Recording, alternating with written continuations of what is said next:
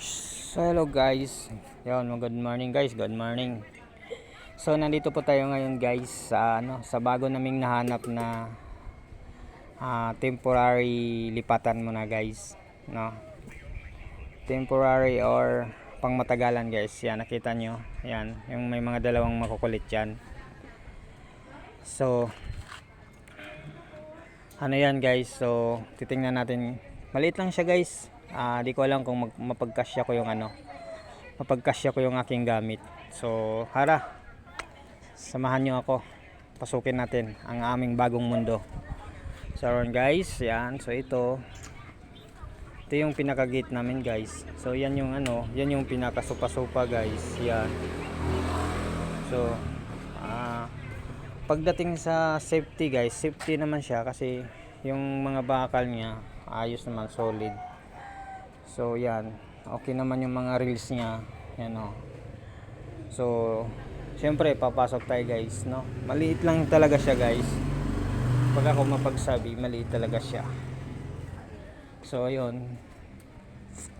Tapos ito yung pinakapinto guys, yan. Tapos yung bintana natin, ayan, naka drills.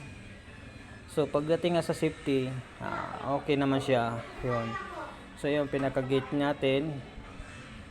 Tapos yun yung motor natin nandun sa labas. So guys, pwede naman natin ipasok yan dyan sa kabilang dito, tuturo ko sa inyo. So yan, doon guys, papunta yan doon. Yan, daanan naman to guys. So yan, pwede naman natin dito iparada yung ating motor.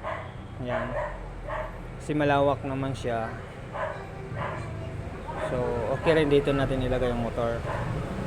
Tapos safety din kasi may gate din siya. So bali dalawang gate yan guys. So papasok yan sa loob guys.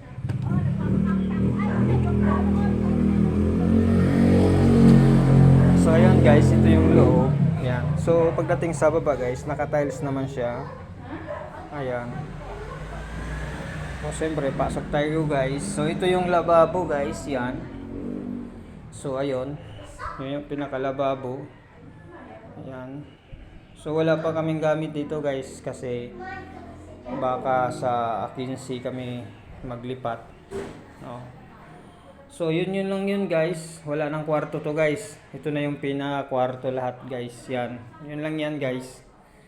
So mukhang malaki yung adjustment na mangyayari guys kasi galing kami sa malaking condominium. So bigla kaming napunta sa ganito kaliit guys, yan. Pero naka-tiles naman, so kahit naman din na ito magkama-kama, naka-tiles na siya, malamig ang baba. So, pagdating naman sa price guys, mahangin naman siya kasi yan, open dyan banda, yan, may mga sagingan. Tapos naka-drill, so pwedeng buksan ng bintana, safety naman. Huwag lang maglagay ng bagay na makayang abutin.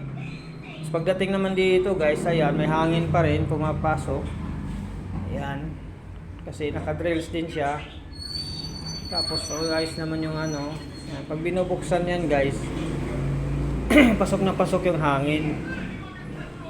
So sa katulad namin na wala namang abot kaya sa malaking tirahan. Ayan. Okay na to. Tapos ito yung pinaka CR guys. So take note lang guys, pag gumamit kayo sa CR, password lang po to guys, kusa na po siyang bumubukas. Basta may pinipindot lang dito guys, mag password na yan, nabubukas ng kusa yan guys. Oh, yan guys. Napakaliit lang guys, yan no. So kung mga dalawa or tatlo dito maliligo guys, magsabay-sabay na malalaking tao, hindi na talaga kasya guys. So yan guys, yun lang yun. Naikot ko na kayo sa napakalaki naming bagong lipatan guys, no. So yan, napakalaki nito guys. Nahirapan akong pagkasyahin yung mga gamit. Yan. So guys, ang second floor natin guys, wala na, di pa nagawa.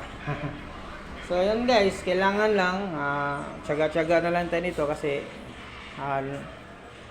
pinanganak tayong mahirap at walang jamo. So ayun. So ang price nito guys, Hindi ko na lang sasabihin, secret lang muna guys. No? Tapos yan, kotse natin guys, di po na natin magagamit yung kotse natin kasi wala tayong susi. So yan, hanggang dito, yan, no. Yan, umuulan na. So ayun guys, hanggang dito na lang muna ang aking video. No, yun lang, piniplex ko lang yung bago namin lilipatan. Kasi nga pinalis na kami doon sa tinirahan namin.